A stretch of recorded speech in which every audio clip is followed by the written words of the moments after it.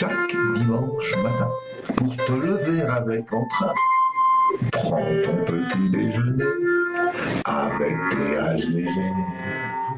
Comment allez-vous? Je vous ai donné rendez-vous dans un lieu un peu particulier pour le énième numéro de l'école en question concernant l'hygiène à l'école.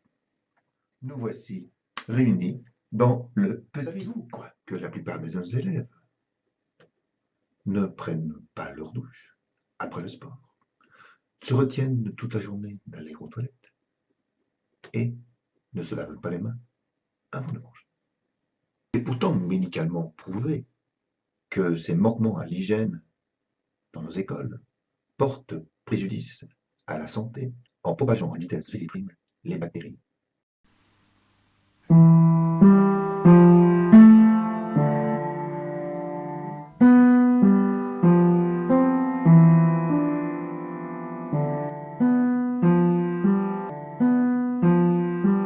Il est impossible d'imaginer l'ombre d'un instant que nos dirigeants aient eu connaissance, vraiment conscience, de ces manquements d'hygiène à l'école.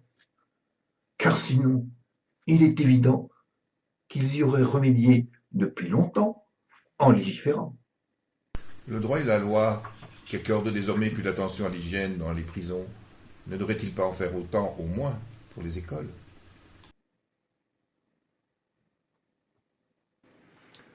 Certains mauvais esprits vont jusqu'à dire, jusqu'à prétendre, que nos dirigeants auraient des actions chez les vendeurs de déodorants.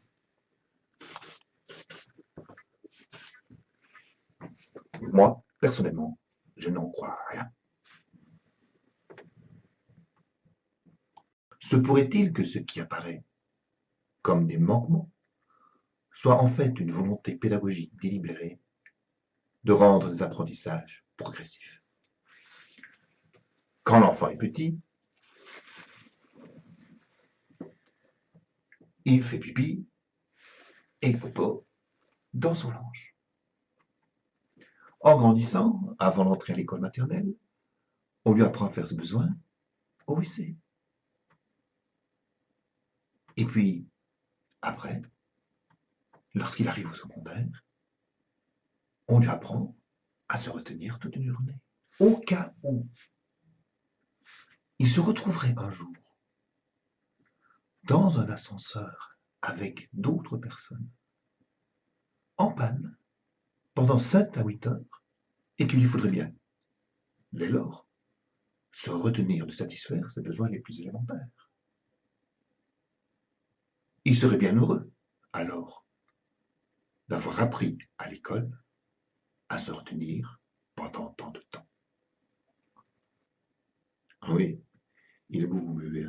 Oui. Il va de soi que si dans la plupart des écoles, on laisse les élèves se geler les pieds et les mains dans les rigueurs de l'hiver, pendant que les professeurs sont au chaud dans leur salle et que la direction profite de la clim, c'est qu'il y a derrière une volonté d'apprentissage pédagogique. Il s'agit d'apprendre à nos élèves que dans la société capitaliste et matérialiste dans laquelle ils vivent, il faut se respecter Les privilèges hiérarchiques. Nos élèves y ont appris pendant des années à survivre dans le froid. Ne commettraient pas la même erreur que bien des soldats de Napoléon qui moururent les pieds et les mains glacés.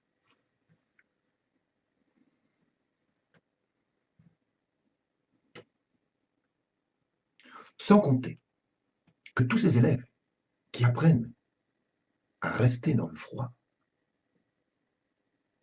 sont potentiellement de futurs éducateurs qui eux aussi, pendant leur surveillance, gèlent dans le froid.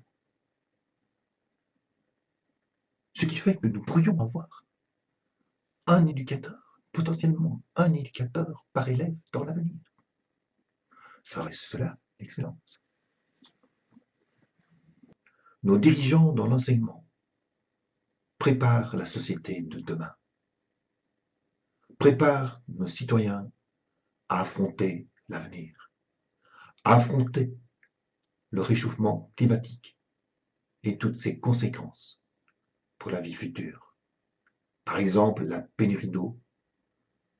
Nos citoyens futurs seront bien contents d'avoir appris à l'école à faire du sport, à faire de la gymnastique, sans prendre leur douche. Chaque dimanche matin, pour te lever avec entrain, prends ton petit déjeuner avec tes HDG. Ah, et bonne douche, n'est-ce pas?